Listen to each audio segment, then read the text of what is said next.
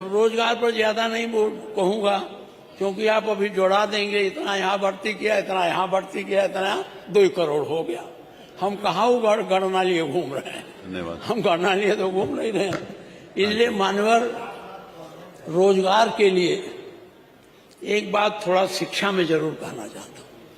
शिक्षा में मानवर प्राथमिक शिक्षा के तो आपने व्यवस्था देखी है, लेकिन उच्च शिक्षा में अगर आप व्यवस्थित नहीं करेंगे तो उच्च शिक्षा शोध का भी करता है, नए नए आविष्कार करता है, उसके लिए उसको बजट देना चाहिए। और जब मैं उठाता हूं का बजट तो शोध के लिए बचते नहीं जाता। आजकल शोध पर आप बजट बनाएंगे, जितने दुनिया के देश आगे बढ़े हैं उन्होंने इन्वेंशन पर, शोध पर काफी पैसा खर्चा किया है और उनसे वो शोध करके नए नए तरीके निकाले हैं, उससे वो विकसित हुए हैं। तो हमको उच्च शिक्षा में इस पर ध्यान देने की जरूरत है।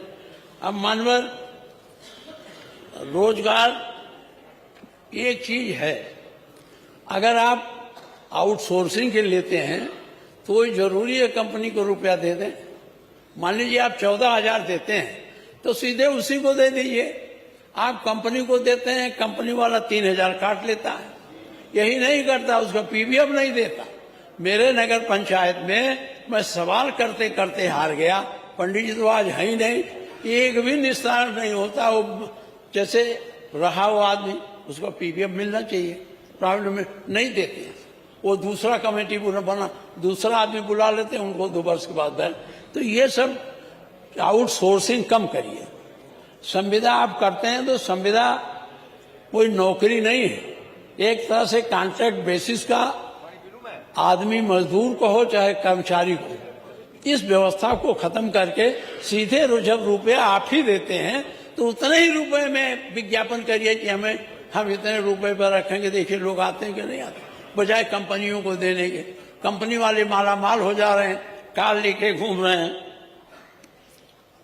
मनवर कानून व्यवस्था पर मैं कहना चाहता हूं, कानून व्यवस्था के लिए इतनी बड़ी धनराशि आप खर्च करते हैं। पहले एक थाने में 13 सिपाही होते थे और एक सब इंस्पेक्टर होता था, एक मुंशी होता था। अब एक थाने में 14 सब इंस्पेक्टर है और 70 से ज्यादा 75-80 कांस्टेबल है, और फिर भी क्यों हो रहा है? हम प्रिवेंटिव क्यों नहीं सोचते? हम जब गुंडई हो जाए, गोली चल जाए, तब हम उनको पकड़ें, उनको दंड दें। इससे बेहतर है कि हम पहले से इसकी पूरी तैयारी करें। और कानून व्यवस्था तो जो है वो है ही है। माननीय मुख्यमंत्री जी, कानून व्यवस्था सद्भाव से ठीक होगा, काउंटर से नहीं ठीक होगा। फर्जी मुकदमा लिखा कि किसी को जेल में डाल दीजिए, उससे भी ठीक नहीं होगा। सकारात्मक सोच रखिए। आप हमको कहते हैं, हम लोग नकारात्मक सोच रखते हैं। आपको हम कहते हैं आप सकारात्मक रहिए। अगर आप सकारात्मक रहें तो प्रदेश बहुत मायने में अच्छा हो जाए। मानवर कानून व्यवस्था, स्वास्थ्य के मामले में, कानून व्यवस्था के मामले में कहना चाहते हैं, आप ये 151, 107 ये मुकदमे पर प्रतिबंध लगाइए। दरोगा बुला लेता है, बात करता है, जब पैसा नहीं मिलता तो उसको 151 में चालान कर दें। मैं माननीय मुलायम सिंह जी को, आज वो है नहीं हमारे साथ, उनको धन्यवाद देता हूँ, आभार प्रकट हूं। उन्होंने अपने टाइम में 151, 107, 3/7 ये सारी धाराओं को निलंबित कर दिया था कि इसमें किसी का चालान नहीं होगा। आज पुलिस 151 दिखाकर बड़े बड़े लोगों को बुलाती है, डरवाती है, कहती जेल भेज देंगे, नहीं हमको ऐसा करो। हम लोग दरखास्त देते हैं, कोई सुनने वाला नहीं मिलता, कोई सुनने वाला नहीं मिलता। तो इसलिए इस प्रथा को आप थोड़ा कम करिए, मेरा ये आपसे आग्रह है। एक बात, कितना भी बोल रहे हैं, खत्म करें क्या? नहीं सर, खत्म तो आपका कभी हो ही नहीं सकता, लेकिन अभी रुक जाइए। अच्छा, अभी तो मुख्यमंत्री जी गरमाए ही नहीं, अभी तो ठंडे ठंडे हैं।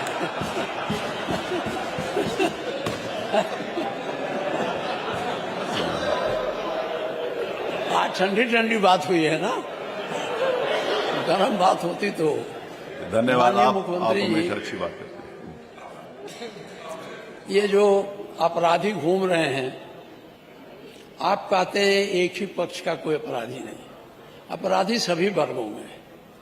आपके यहाँ दृष्टिकोण बन गया है कि यादव हो और मुसलमान हो कि अपराधी होगा। आप अभी कह देंगे, फौरन कह देते हैं, लेकिन ये ऐसा नहीं है। आपको गंभीरता सोचना है। ये वोट के राजनीति से अपराधी नहीं होता। अपराधी सभी में है, अपराधी सभी दलों में, सभी वर्गों में, सभी जातियों में। दो को क्यों सीमित करते हैं? अच्छा, आप घर गिरवा रहे हैं क्योंकि जब आपने कह दिया किसी का घर नहीं गिरेगा। गर्मियों की छुट्टी होने वाली थी, मेरे पापा आने वाले थे, तो हम लोग सभी खुश थे। तो मैं एक बेड पे चढ़ के डांस कर रहे थे, डांस कर रहा था, लेकिन वो पहले ही आ गए। फ्रीज।